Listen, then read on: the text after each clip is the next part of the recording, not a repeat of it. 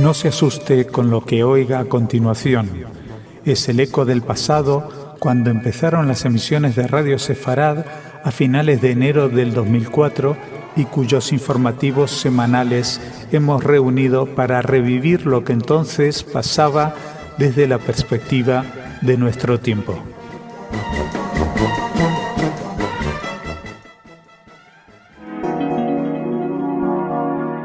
En Radio Sefarad, noticias.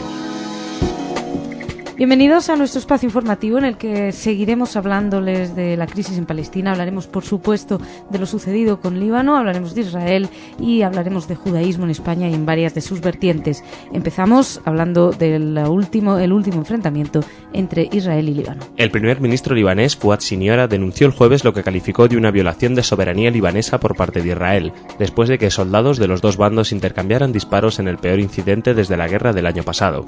Israel negó haber desatado el incidente, que estalló cuando soldados libaneses dispararon contra una máquina excavadora del ejército israelí que había arrollado una cerca cercana a la frontera. Oficiales de las Naciones Unidas investigaban los hechos de las últimas horas que pusieron de manifiesto las tensiones entre Israel y el Líbano 6 meses después de la ofensiva israelí del año pasado contra Hezbollah.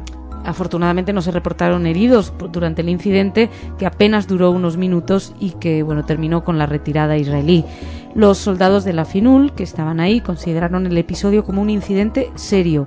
La ONU medió en la tregua, como saben, que puso fin a la guerra contra Hezbollah, y estaban ayer unos 300 soldados franceses y otros tantos italianos que se desplegaron en la frontera entre Israel y Líbano, en la zona precisamente donde tuvieron lugar los intercambios. Liam McDowell, que es portavoz para la fuerza interina de la ONU en Líbano, la famosa UNIFIL, señaló que el enfrentamiento fue iniciado por el ejército libanés, que el bulldozer israelí había cruzado la valla técnica para desactivar el campo minado, pero que ese cruce de la valla técnica no implicaba en ninguna manera violación de la frontera, porque no habían cruzado la línea azul. Israel indicó que sus hombres estaban atravesando esta barrera en busca de la valla para buscar explosivos colocados por Hezbollah, según Israel, el lunes, aunque Hezbollah dicen que lo colocaron hace más tiempo. Pero Israel decía que permanecía al sur de la frontera y siempre dentro del territorio israelí. Por cierto, que Francia pidió que se debatiera este tema, este último encontronazo, que nosotros esperamos no pase de este incidente. Y seguimos, vamos a hablarles ahora de, por lo menos al cierre de esta edición, se preveía un posible acuerdo entre Hamás y Fatah. Los dirigentes de Hamás y Fatah se concentraron el jueves en dos temas clave en el segundo día de negociaciones: la composición de un gobierno de coalición y si reconocer o no los acuerdos de paz anteriores con Israel. Pero uno de los temas fundamentales era si el gobierno que pueda surgir de las negociaciones de la Meca será aceptado por Estados Unidos e Israel. Las delegaciones de Hamás y Fatah mantuvieron reuniones hasta las 3 de la madrugada del miércoles y luego reanudaron los encuentros a media mañana del jueves en un palacio con vista a la Kaaba, el sitio más sagrado para el Islam. Ya saben que lo que se espera es que Hamás modere suficientemente su posición como parte de un nuevo gobierno, lo que conseguiría es que cancelaran el boicot internacional financiero al gobierno palestino. También esto podría significar la reanudación del proceso de paz con Israel. El portavoz de Hamás, Ghazi Hamad, expresó ayer por la tarde que podría llegarse a un acuerdo hoy, ayer, incluso hoy o en estos días. Bueno, nosotros estamos esperando. Al cierre de esta edición no se había llegado a ningún acuerdo todavía. Y seguimos, se están intentando limar las perezas de lo que ha sido el último tema de debate o de conflicto entre Israel y Palestina. La Autoridad de Antigüedades de Israel proyecta difundir en directo por internet las labores de reparación de la rampa del Monte del Templo, a fin de aplacar los temores de los musulmanes de que el sitio será dañado.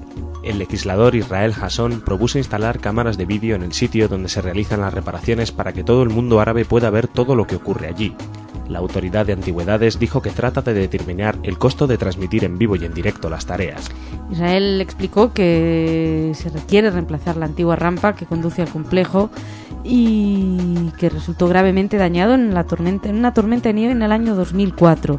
Han prometido además que las labores no causarán daño a los santuarios islámicos de la zona, pero las promesas no han calmado a los musulmanes, como llevamos contándoles desde hace un tiempo. Pudieron escuchar el de Actualidad antes de ayer, donde nuestro nuestro corresponsal Rolly Silverstein analizaba la situación, y el ministro de Defensa israelí, Amir Peretz, pidió suspender inmediatamente las controvertidas obras porque en una misiva enviada al primer ministro, a Ehud Olmert, estimaba que los trabajos pueden hacer mayor la escalada de la violencia o deteriorar la seguridad.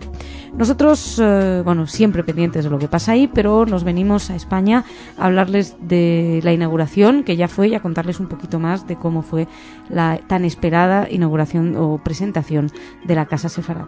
Los ministros de Asuntos Exteriores de España, Miguel Ángel Moratinos, y de Israel, Tzipi Livni, inauguraron ayer la Casa Sefarad Israel en Madrid. Moratinos, quien aseguró estar especialmente emocionado y orgulloso de haber impulsado la creación de la Casa Sefarad Israel, dijo que será un centro que investigará el legado sefardí, incluido el ladino, que servirá para abrir nuevos horizontes en la relación de España con Israel. El ministro señaló que con su creación se pretende colmar la remota deuda de España con la comunidad judía. También destacó, curiosamente, que la primera evidencia de presencia judía en la península ibérica es una lápida del siglo II con la inscripción latina Ania Salomonula, y 18 siglos más tarde, dijo Moratinos, la Casa Sefarad Israel va a ser dirigida por la embajadora Ana Salomón. En fin, una anécdota para esta presentación. Pueden escuchar un reportaje, el reportaje precisamente que sale hoy en Radio Sefarad, y donde tendrán más información acerca de lo sucedido en esta presentación. Nosotros nos quedamos también en España, y también les traemos una noticia comunitaria bastante interesante. El gran rabino askenazí de Israel, Jonah Metzger, se reunió por separado con el obispo de Mallorca, Monseñor Jesús Murgui Soriano, y con el presidente de las Islas Baleares, Jaume Matas, para comunicarles su propuesta de fijar una jornada periódica que se celebre en la capital palmesana y en la que se traten temas relacionados con el judaísmo. Metzger, máxima autoridad religiosa de la comunidad askenazí, señaló que con esta iniciativa pretende cumplir el objetivo que lo trajo a visitar la isla de generar una relación de más humanismo entre las diferentes religiones, sobre todo entre judaísmo y catolicismo. Según apuntó Metzger, la idea de crear un día dedicado al judaísmo surgió hace meses, en septiembre, cuando junto con el otro gran rabino israelí, Shlomo Amar, visitó al Papa Benedicto XVI en la Ciudad del Vaticano. Y a través del día dedicado al judaísmo, el gran rabino dijo que se conseguirá seguramente expandir el humanismo, el amor al prójimo y el amor a Dios, que dijo son bases de todas las religiones. Bueno, pues esperemos que lo consigan. Nosotros ahora vamos a meternos un poquito más en noticias culturales. Para esto está aquí Esther. Hola, Esther. Hola, Masha. Hoy, ¿de qué nos vas a hablar? Bueno, pues hoy tengo una noticia interesantísima que se está llevando a cabo una iniciativa en la República Checa, y bueno, te la voy a contar y de la que deberíamos aprender todos.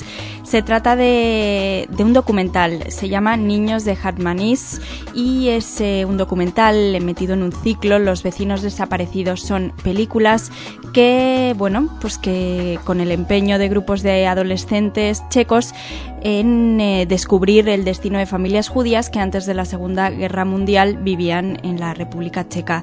El documental reflexiona sobre la historia y la actualidad de Hartmanis, que es una aldea checa situada en los Sudetes, y se trata de la región fronteriza checo-alemana que fue anexionada por las tropas de Hitler el 1 de octubre del 38. Hasta el estallido de la Segunda Guerra Mundial, la zona estuvo poblada por ciudadanos checos, alemanes y judíos, y después de la guerra llegó a la aldea mucha gente nueva.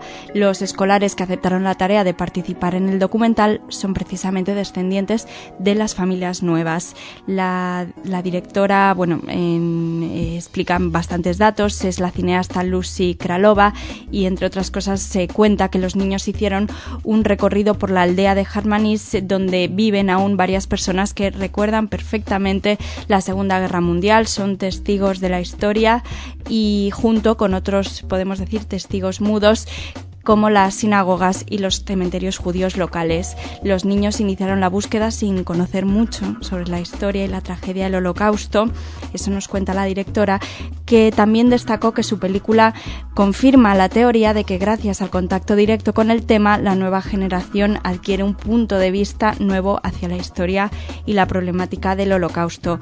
Este documental va a ser proyectado en escuelas básicas y secundarias de toda la República Checa, Tras las proyecciones se organizarán debates con los alumnos sobre la Segunda Guerra Mundial y el Holocausto, y este proyecto de búsqueda de los vecinos desaparecidos fue iniciado en el 99 por impulso del expresidente Václav Havel y cuenta con el apoyo del Ministerio de Educación checo y del Fondo del Futuro Checo-Alemán. Una iniciativa que creo que debemos de aprender todos, que siempre decimos que es tan importante la educación. Sí, pero qué manera tan inteligente y tan interesante. Increíble. Y tan realmente... Precisamente el punto que destaca la directora es acertado, es cuando toman contacto directo con el tema es cuando realmente te involucras. Claro, cuando deja de ser una cosa en un libro, ¿no? Algo que pasó hace tanto tiempo. Muy interesante, desde luego. La verdad es que sí. ¿Y qué más? Tenemos más cosas. Volvemos a España, nos vamos a situar antes tú hablabas de las Baleares, ahora en las Canarias, en un festival de cine que va a tener lugar dentro de unos días, entre el 16 y el 24 de marzo. Se trata del Festival Internacional de Cine de Las Palmas de Gran Canaria y va a presentar por primera vez a nivel nacional una retrospectiva sobre el cineasta israelí Avi Mograbi, que es un autor muy conocido en Israel y bastante personal y comprometido, y sus películas han recorrido y han sido aplaudidas en varios festivales tipo Cannes, o sea, muy muy prestigiosos. El ciclo se va a llamar Avi Mograbi al borde de la franja. El propio cineasta va a acudir a presentar sus películas y su filmografía constituye una obra, podemos decir, sin precedentes en el cine mundial. Cada uno de sus títulos manifiesta, todos ellos, el presente de la situación política y militar de Israel. Habla de la religión, habla de la intifada, habla del conflicto palestino-israelí, de atentados en todas sus películas. Son unas películas bastante críticas, son radicales, también tienen un gran contenido de humor, sus documentales son imprescindibles y muy en general irónicas. Este ciclo está compuesto por 4 largos y 3 mediometrajes y ninguno de ellos ha sido visto en España, ha sido estrenado, pero después de su exhibición en este festival va a poder verse en la Filmoteca de Valencia y en el Centro Galego de las Artes de la Imagen. Claro, a Madrid no va a venir ni... Pues mira, con un poco de paciencia a lo mejor sí, pero está bien que por lo menos se vayan teniendo iniciativas de este tipo. Bueno, no, desde luego, porque es poco usual por aquí. Pues muchas gracias, Esther. A ti. Te dejo y me voy a ver a la enfermita, me vengo al rincón Dieguito Leguit. Hola. ¿Cómo te encuentras? Mejor. Ya por hablar, eso es algo. Ayer te echamos en falta. Cuéntanos qué nos traes hoy. Hablaremos de vinos israelíes para la gente joven. Con la reciente entrega de 2 nuevos vinos de las bodegas Carmel, los enólogos Lior Laxer y Sam Soroka siguen mostrando que las bodegas están decididas a producir algunos de los mejores vinos del país. Bodegas Carmel han producido últimamente una nueva serie de vinos jóvenes. Se trata de vinos destinados a ganar el corazón de la gente joven, que está acostumbrada a beber tequila, cerveza, bebidas energéticas y colas. Buscarse un estilo entre los jóvenes bebedores es lógico, ya que las bodegas Carmel quiere ampliar el mercado de clientes y prestar al vino un papel cultural siempre que la bebida sea moderada y esté bajo control, como siempre fue en la esfera cultural del Mediterráneo. Si esta apuesta atrae a los jóvenes y les inspira un deseo de probar más sofisticados vinos, ese hecho solo puede suponer un beneficio para todos. Los vinos de la serie Single Vineyard de Kerem Tzarit y de Kerem Ben Zimra, vinos de bodegas de Alta Galilea, está preparada para retar a los bodegueros más exigentes. Bebido y ello es grande la confianza que la serie Young Selected, cuyas etiquetas han sido diseñadas por artistas como Avi Ganov y Michael Studi, serán pedidas por aquellos que están acostumbrados a vinos complejos. Los vinos Carmel, Merlot y Single Vineyard Ben Zimra de 2004 de color púrpura, redondos, muy acabados, están destinados a abrirse paso en el gusto de los conocedores de la buena bebida. Carmel Cabernet Sauvignon Single Vineyard Sarit de 2004 son a su vez vinos que reflejan los 15 meses que han pasado en barriles de roble, taninos muy sólidos que entregan un gran equilibrio entre la madera, el tanino y el sabor afrutado. Pues que sed me ha entrado. Muchas gracias, Sigrid. ¿Es a ti? Ponte bien. Shabbat Shalom. Shabbat Shalom. Ustedes, muchas gracias por su atención. Que pasen un excelente fin de semana y Shabbat Shalom.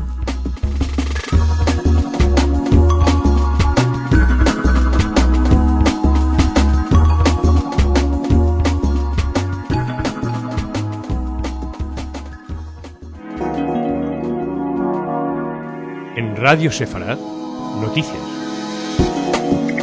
Bienvenidos a nuestro espacio informativo en el que hablaremos, como de costumbre, de Israel y Palestina. También habrá un mensaje acerca del antisemitismo del rey don Juan Carlos de España, también de juicios contra nazis y un caso judicial, en esta ocasión entre España e Israel, por la custodia de unos niños que ha despertado mucho interés. Empezamos en Israel. Terroristas palestinos dispararon ayer desde la Franja de Gaza un total de 4 cohetes Qassam que impactaron en áreas deshabitadas, por lo que no produjeron heridos ni daños materiales. Mientras, en Cisjordania se sucedieron el fin de semana las protestas por las obras de remodelación realizadas en la puerta Mugrabi de la ciudad vieja de Jerusalén, cerca del Monte del Templo. Por otra parte, en un acalorado debate, el primer ministro israelí Ehud Olmert declaró ante el Comité de Asuntos Exteriores de la Knesset que la paz con Siria significaría la devolución de los Altos del Golán y reiteró su oposición a negociar con Damasco, acusando a Siria de estar interesada en la industria de la paz más que en la paz real. Olmert señaló que, según los documentos, los primeros ministros entre 1993 y 2001, o sea, Isaac Rabin, Netanyahu y Ehud Barak, habían mantenido negociaciones con Siria durante las que se dejó claro que cualquier acuerdo implicaría la completa devolución por parte de Israel de los Altos del Golán y la retirada hacia las fronteras previas al 67. Esto lo dijo porque Benjamín Netanyahu le creó una gran oposición dentro de la Knesset y realmente fue un debate muy acalorado. Netanyahu interrumpió las declaraciones de Olmert y le increpó diciéndole que sabía que no es cierto, que él nunca había hablado con Siria, y Olmert replicó que no, que por lo contrario el que sabía que es verdad es Netanyahu. En fin, cruce de acusaciones. Y bueno, seguimos nosotros donde parece que están a punto de llegar a un acuerdo, o sea, al acuerdo han llegado, pero parece que va más allá y que está saliendo adelante, es en Palestina. El primer ministro palestino Ismail Haniyeh anunció ayer que su actual gobierno de Hamás presentará su dimisión en los próximos días, lo que abrirá el camino para su designación como jefe de un nuevo ejecutivo de unidad nacional. Haniyeh hizo este anuncio tras su regreso a Gaza después de su visita a la Meca, donde Hamás llegó a un acuerdo con los nacionalistas de Al-Fatah para formar un gobierno de unidad nacional con él a la cabeza. El presidente de la Autoridad Nacional Palestina y líder de Al-Fatah, Mahmoud Abbas, señaló durante su visita a Egipto que pedirá a Haniyeh que forme un gobierno presumiblemente el próximo jueves, una vez que el primer ministro haya disuelto el gabinete actual.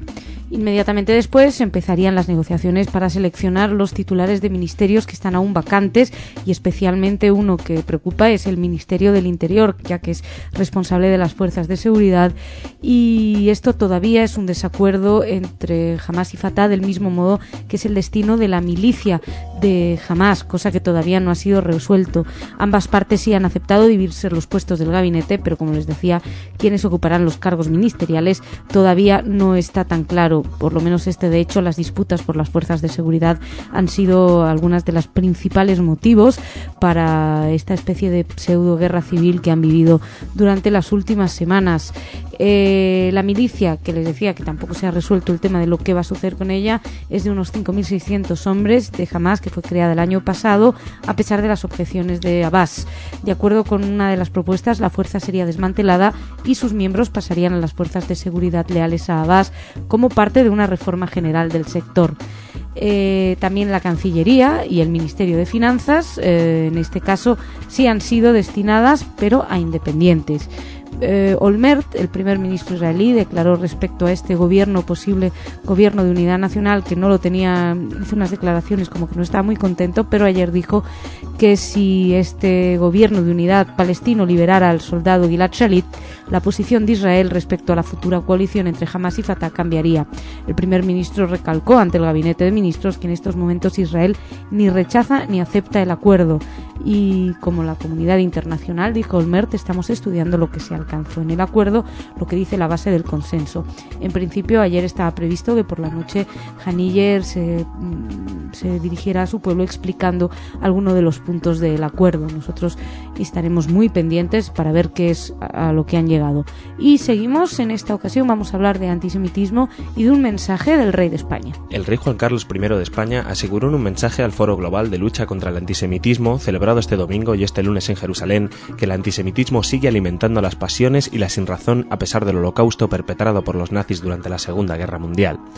Don Juan Carlos aseguró que ese hecho cruel de la historia de la humanidad nos sigue alcanzando hoy con tanta fuerza como hace medio siglo e impone una tarea moral a la comunidad internacional: recordar para no olvidar y trabajar para que prevalezcan la verdad y la justicia. Don Juan Carlos envió la nota de apoyo y solidaridad en respuesta a una petición de la ministra israelí de Asuntos Exteriores, Tzipi Livni, a quien recibió en audiencia el jueves pasado durante la visita que ella efectuó a España. El Foro Global del Antisemitismo es una iniciativa del Ministerio Israelí de Exteriores y reúne unos 160 participantes de todo el mundo, principalmente líderes de instituciones judías, investigadores sobre el antisemitismo y algunos políticos. En su misiva, el rey también expresaba su apoyo y aliento a las autoridades y expertos internacionales participantes reunidos con la noble intención, decía, de forjar una estrategia internacional para combatir el antisemitismo en cualquiera de sus manifestaciones. También recordaba que esta es una tarea en la que se requiere del concurso y talento de muchas voluntades. Es una lucha que compete al ejemplo moral de los líderes religiosos, al compromiso de los dirigentes políticos, al rechazo de la sociedad civil, al cuidado de los medios de comunicación y a la reflexión crítica de intelectuales y pensadores. El monarca consideró que una conferencia como la que se hacía estos días en Jerusalén es una excelente plataforma para diseñar estrategias efectivas en la buena dirección, y expresó la sensibilidad de las autoridades y los ciudadanos españoles al sufrimiento que se deriva de la manifestación de intolerancia. Por ello, recalcaba que las leyes españolas han tipificado penalmente el antisemitismo y la xenofobia. Bueno, pues también vamos a hablar de antisemitismo, de otra manera de luchar, o por lo menos que los que son culpables de algunos de los mayores crímenes paguen por ello. La ministra danesa de Justicia, Lene Espersen, se mostró la semana pasada favorable a reabrir el caso del exmiembro de las SS, Søren Kam, acusado de asesinar en 1943 a un periodista del movimiento de resistencia durante la ocupación de Dinamarca y cuya entrega a este país rechazó recientemente un tribunal alemán. La aparición de datos nuevos que vinculan a Kam, danés nacionalizado alemán, con la entrega de 500 judíos a la Alemania nazi ha convencido de la posibilidad de reabrir el caso a Espersen, quien se declaró dispuesta a hacer todo lo posible para solucionarlo.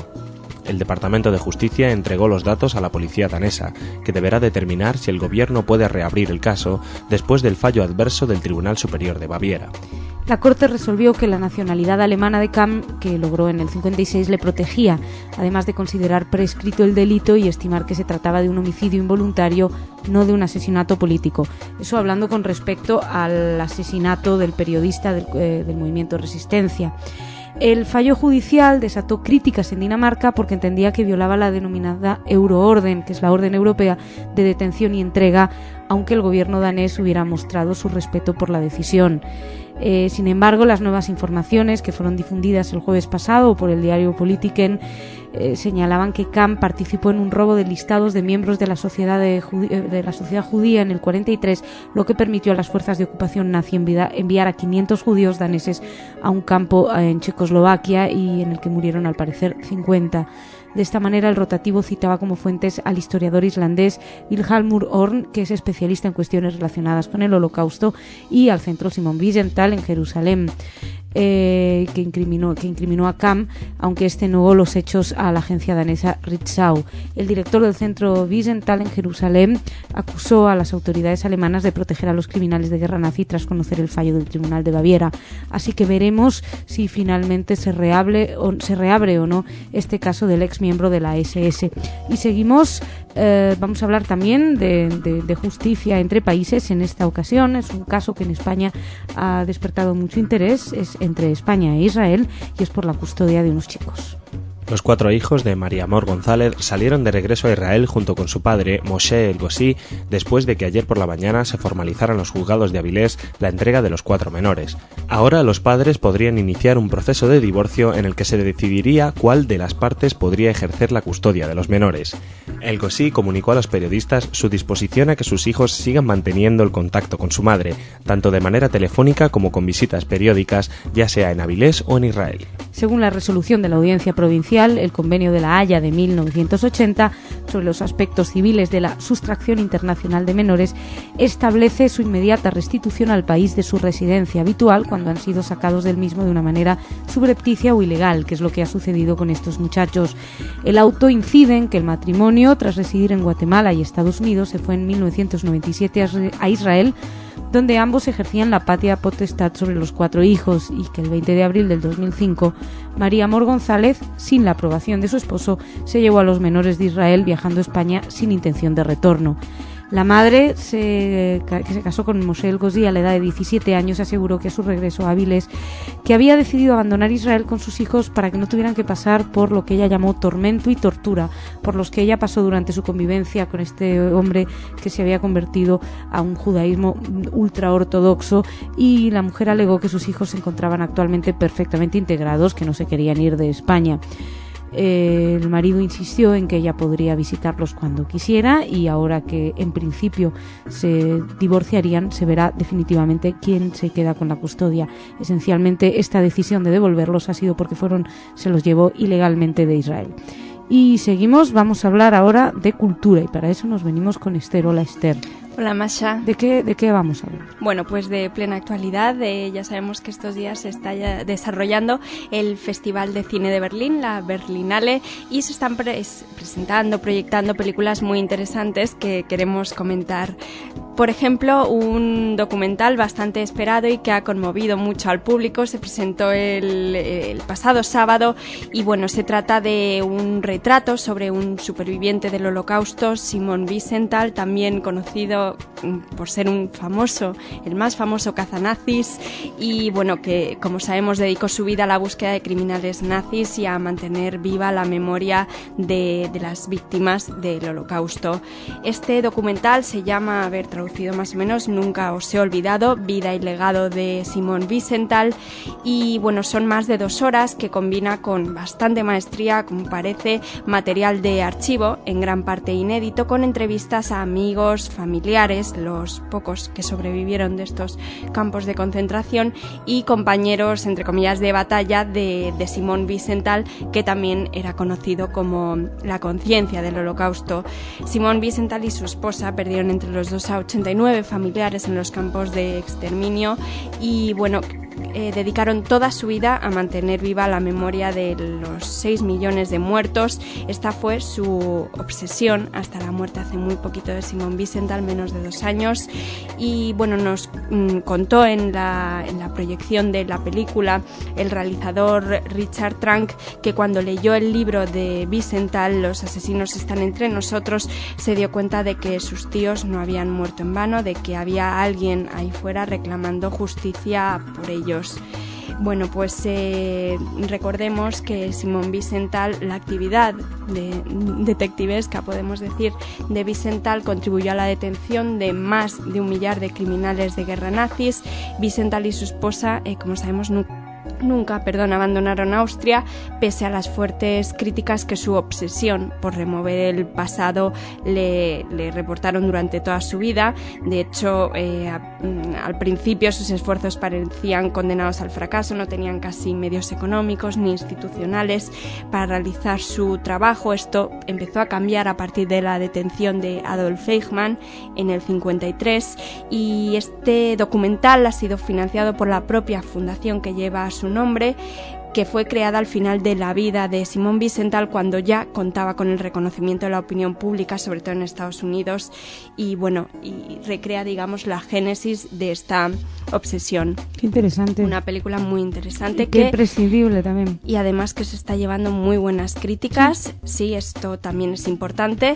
Y queremos seguir hablando de más películas interesantes en este Festival de Berlín. El mismo día, el sábado, se exhibió en una sección paralela, Panorama, un film que parece ser ha sido, bueno, muy aplaudido, y que, bueno, vuelve a confirmar que lo mejor del festival a veces está en las secciones no oficiales. Y bueno, es la sección Panorama, y la película es una israelí, se llama La Burbuja, y ha sido dirigida por el cineasta judío Eitan Fox, conocido, para que nos ubiquemos un poquito, por Caminar sobre las aguas o Yossi Jagger, que llegaron a nuestras pantallas, a España. Está todavía... ¿A ti te gusta mucho? A mí la verdad es que sí, me parece un cineasta que hay que seguir hoy en día junto con otros, pero ya que recibimos pocos, pues Eitan Fox es uno de ellos, de los más famosos en España. Esta película, que se llama La Burbuja, ha sido rodada en Tel Aviv, en un barrio que se llama así despectivamente porque digamos que su sofisticación cultural y su liberalidad sexual pues lo pone un poco al margen de toda la sociedad israelí, y bueno, reitera un poco la temática de amor gay, amor homosexual. En este caso va un pasito más allá y retrata el amor entre un joven palestino y otro judío, y muestra, bueno, pues un poco las angustias y contradicciones que viven gran parte de la juventud israelí. Y bueno, empieza con tono de comedia, pero no puede acabar así, creo que es bastante trágica. Y bueno, vamos a seguir hablando de otra película rápidamente, que también se ha presentado en este festival un día después, el domingo, y la película es Los falsificadores, de Stefan Rusowski, que es un thriller ambientado en un campo nazi de prisioneros que arranca en el Berlín de 1936, cuando el comisario Herzog, detiene a un falsificador judío de nombre Soli, y en esta historia luego se desplaza al 44, cuando Herzog, que se convierte en ese momento en coronel de las SS, se encuentra con Soli en el campo de Mauthausen, y este tendrá que falsificar, libras esterlinas, dólares, documentación para Herzog, y se puede decir que está ayudando a los nazis a ganar la guerra. Y esta película retrata un poco el conflicto ideológico en el que el protagonista se ve inmerso, y creo que está muy bien contado en esta película. Simplemente decir, para terminar, que estaremos atentos al palmarés de este festival. Veremos si vemos alguna de estas por ahí. A ver si... Esta es muy interesante, porque ellos lo que quieren es crear una devaluación de la moneda en Inglaterra, entonces para eso luchar contra... Y por eso quieren crear un montón de libras esterlinas, lo leí en algún lugar. Sí, creo que hablamos de ella también hace un tiempecito, y bueno, está muy bien que se esté proyectando ahora. El festival concluye el 18, estaremos muy atentos, y simplemente decir que se estrenó también, mencionarlo, con La Vie en Rose, que es una biografía de Edith Piaf, también otra judía conocidísima. Bueno, pues nada, seguro que ya nos vuelves a traer alguna otra cosa del Festival de Berlín. Por supuesto. Muchísimas gracias, Esther. A ti, me voy con Irit, me voy al rincón de Irit. Hola, Irit. Hola. ¿Cómo estás? ¿De qué nos vas a hablar? Hoy hablamos de baile, pero la fundadora de la compañía Bardot, Janet Ortman, falleció la semana pasada. La compañía de danza Bardot fue fundada por ella en 1968 e incluye entre sus modalidades de danza moderna con entrenamiento que pone fuerte énfasis en el ballet. Janet Ortman, nacida en Sudáfrica, era hasta hace pocos años su primera bailarina. Llegó a Israel procedente de Londres con una compañía visitante y abrió una academia de danza antes de que la baronesa Rothschild le pidiera que se encarga de formar una segunda compañía en Israel. A pesar de un terrible incidente que causó importantes estragos en su teatro y estudios de Tel Aviv, la compañía Bardot no perdió importancia, sino al contrario. Está en un auge y ha incorporado a varios bailarines inmigrantes que se han adoptado a su estilo. Coreógrafos extranjeros invitados han contribuido a su repertorio, que incluye más de una decena de trabajos de israelí Domi Reichter Sofi y que muchos otros.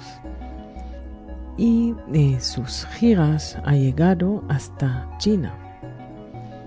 Yehi Zecha Baruch, que en castellano quiere decir que su recuerdo sea bendito. Bueno, pues aquí este recuerdo desde Radio Sefarad. Muchas gracias, Iggy. Gracias a ti. Muchas gracias a ustedes por su atención. Mañana más.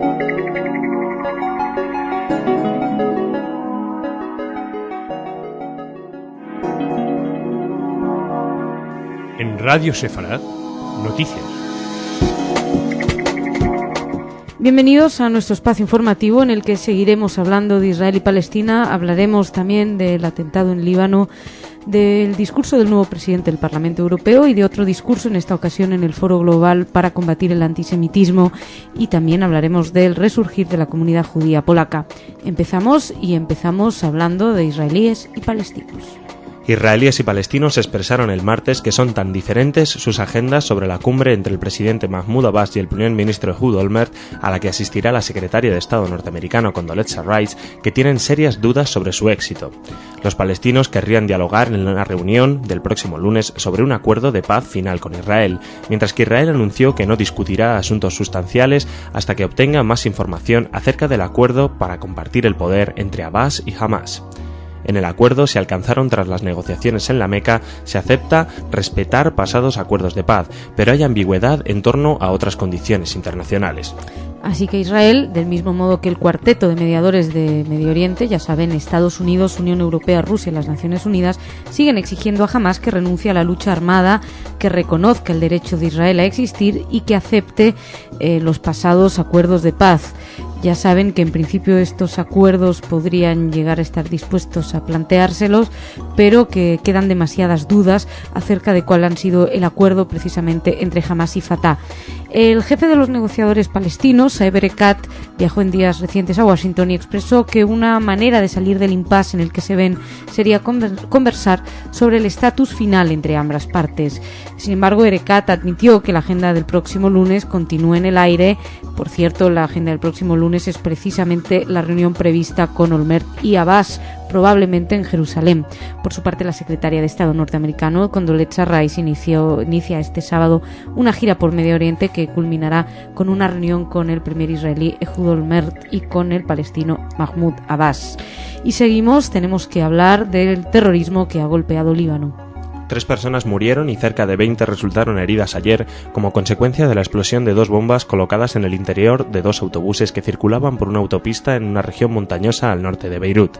El lugar de los atentados, perpetrados en la víspera de que se conmemore el 2º aniversario del asesinato del ex primer ministro Rafik Hariri, se encuentra al sur de Bikfaya, considerada la patria chica de los Yemayel, una importante familia cristiana con un dilatado pasado político al frente de la falange libanesa.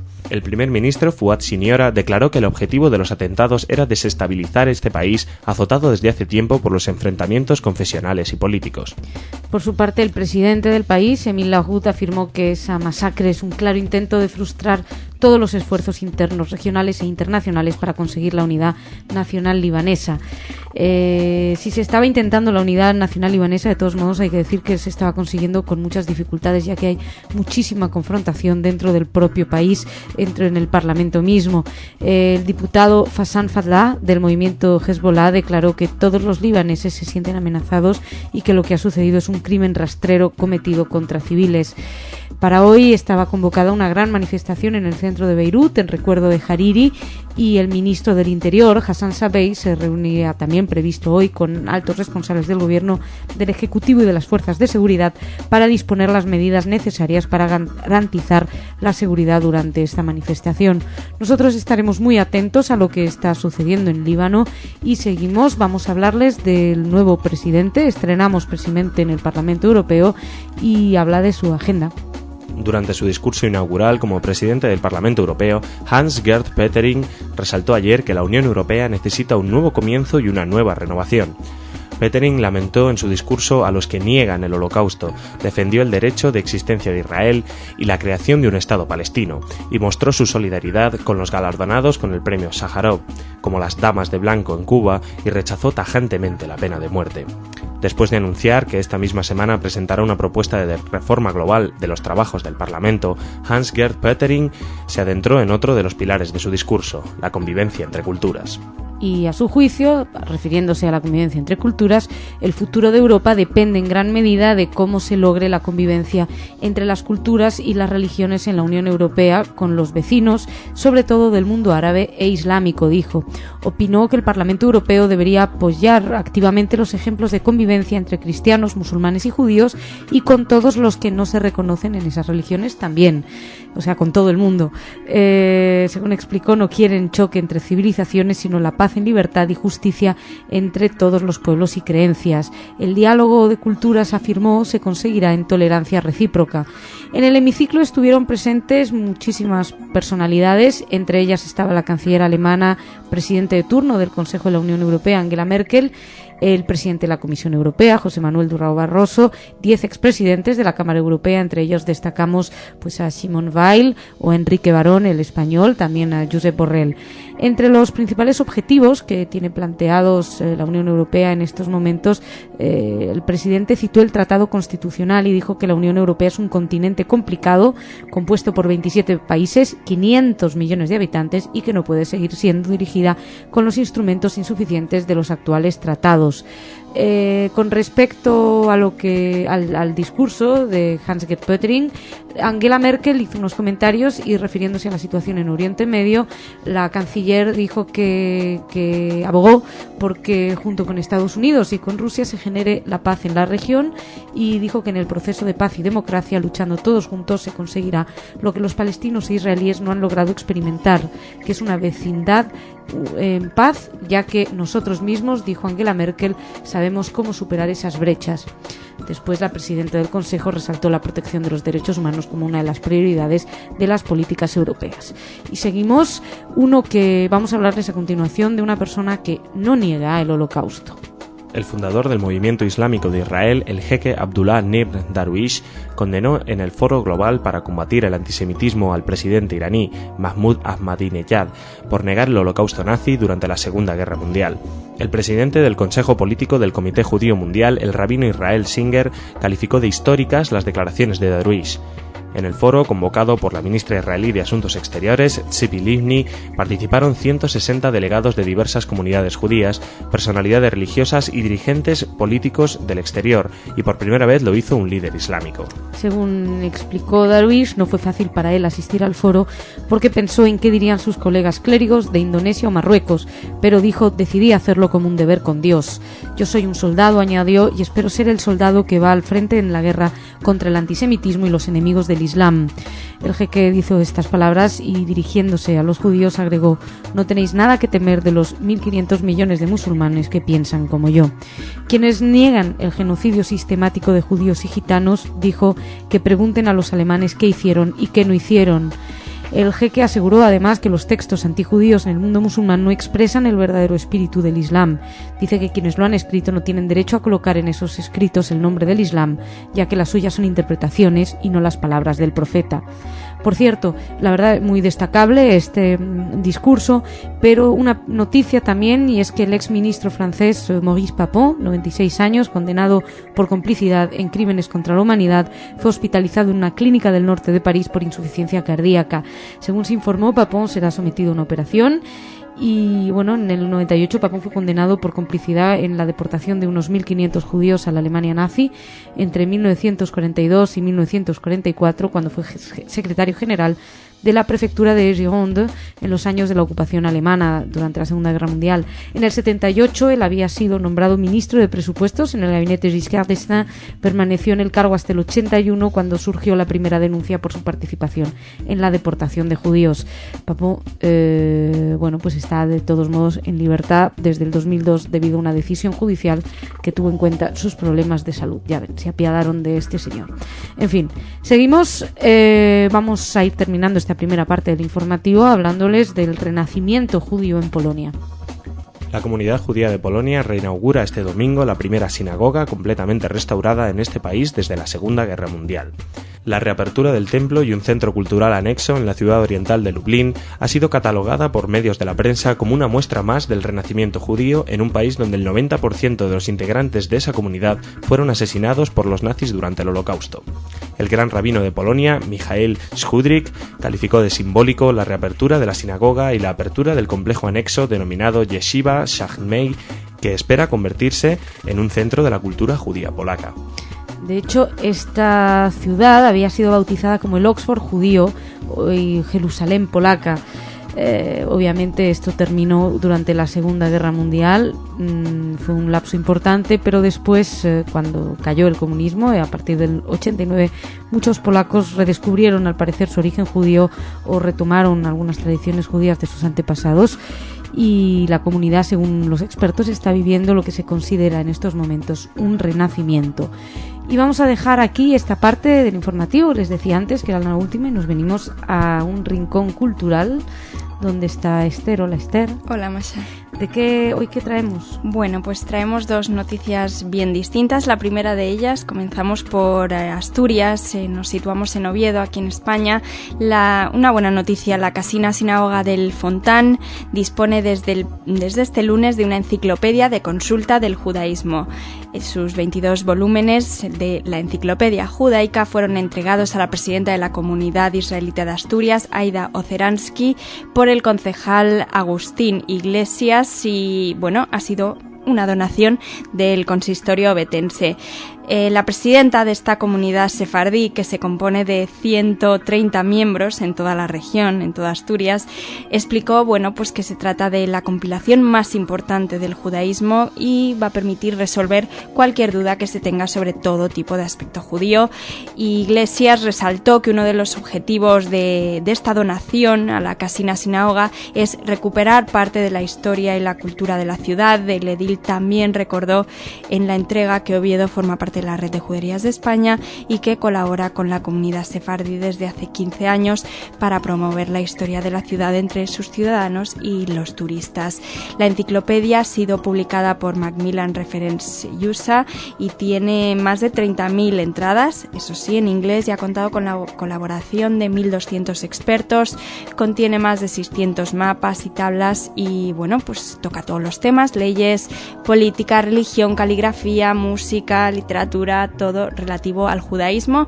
Y bueno, simplemente para terminar, decir que esta enciclopedia precisamente fue presentada hace muy poquitos meses aquí en Madrid, en la comunidad judía, y si nuestros oyentes quieren, tienen a su disposición el acto en directo para enterarse un poquito más de qué va esta enciclopedia judaica. Oye, ¿y va a responder todas las dudas sobre el judaísmo? Bueno, se supone que es lo más completo de lo que hoy en día se dispone. Todo. Se me ocurren algunas preguntas que me parece que no. Seguro, estoy segura. ¿Qué más? ¿Qué otra cosa traes, Esther? Bueno, pues una noticia diferente. Vamos a hablar un poco de apertura cultural en Oriente Medio y en un tema muy concreto.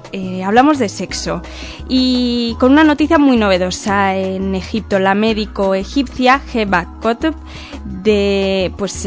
aparece en las pantallas de televisión de Oriente Medio hablando sobre sexo, como nadie lo había hecho antes en una televisión árabe, en un programa llamado Hablando en Serio, que es el primer programa sobre sexo de una cadena árabe, que es concretamente la cadena egipcia Al-Mewar, que transmite por satélite. Bueno, y aquí la sexóloga responde a las preguntas de espectadores que llaman de todo Oriente Medio y también responde a emails masivos, parece que recibe también mensajes por móvil. Al principio comenta la doctora en una entrevista que decía que más que nada hacían consultas mujeres y de nivel alto, de clase alta, pero al parecer ya se está abriendo a todo tipo de, pues hombres, jóvenes, no tan jóvenes, gente educada, gente modesta, desde cualquier parte del mundo y, de Oriente Medio, desde cualquier región. Y la doctora tiene 39 años, es madre de 3 hijas y cuenta que es un tabú que se ha roto por primera vez y que el desconocimiento a veces es tan grande que tiene que empezar dando una información muy básica, o sea, conocimientos meramente de biología. Eso sí, hay que decir que lo aborda desde una perspectiva islámica y tiene ideas como que el sexo es un regalo de Dios y que no tiene nada de pecaminoso cuando se realiza y tiene lugar dentro del matrimonio. No pretende ser un programa religioso, pero el Islam impregna todos los contenidos de este hablando en serio. Por ejemplo, son invitados regularmente imanes que opinan de todos los temas que se tratan en el programa. Manera de afrontar este tema, ¿no? Sí, también decir que la doctora es musulmana practicante y conservadora y que, bueno, tiene enfoques bastante conservadores respecto a la homosexualidad, respecto a la masturbación, temas de este tipo, y que debido a este enfoque bastante conservador, pues el programa no ha recibido muchas críticas de los sectores más conservadores. Es una primera apertura, se nos plantean preguntas como si hablarán de preservativos o no, educación sexual, en fin. Bueno, pero es una primera apertura como en cualquier país. Siempre despiertan polémica. Aquí también había uno hace poco que la gente, también no me acuerdo cómo se llamaba, pero también que despertaba... podías leer algo en la prensa como ha dicho esto, sí. No sé. En fin, pues nada, gracias Esther. A ti, muchas gracias. Nos reencontramos mañana. Yo ahora me voy al rincón de Higuito. Hola, Higuit. Hola. ¿De qué nos vas a hablar? Un premio. Ah, bien, esto me gusta. A mí también. La Municipalidad de Jerusalén otorga el Jerusalem Prize o Premio Jerusalén al escritor polaco Leszek Kolakowski.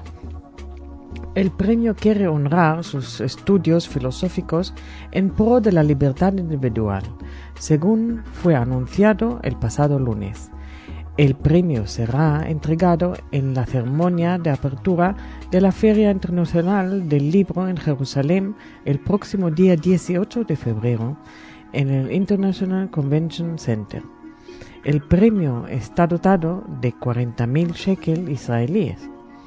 Este acontecimiento se otorga a escritores, incluyendo tanto a los nacionales como internacionales, y se ha venido celebrando en Jerusalén cada 2 años desde 1963.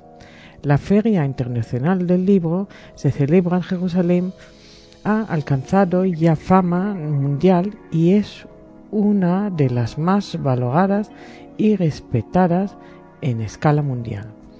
El jurado está compuesto por los profesores Shlomo Avineri, Menachem Brinker y Dr. Michael Govrin, que dijeron que durante décadas Kolakowski ha sido motivo de inspiración moral a través de su lucha por las libertades individuales en la sociedad, basados en sus escritos. En su experiencia profesional, entre sus obras sobresale La Priest y El Gester de 1959, una colección de ensayos que critica todo tipo de ortodoxia y dogmatismo. También la obra Towers y Marxist Humans, y que es de 1970. En la que pone énfasis en la libertad de pensamiento y de la elección como fundamentales para la vida. Pues muchas gracias, Iggy. Gracias a ti. Enhorabuena por este premio y nos vemos mañana. Muchas gracias a ustedes también por su atención. Mañana más.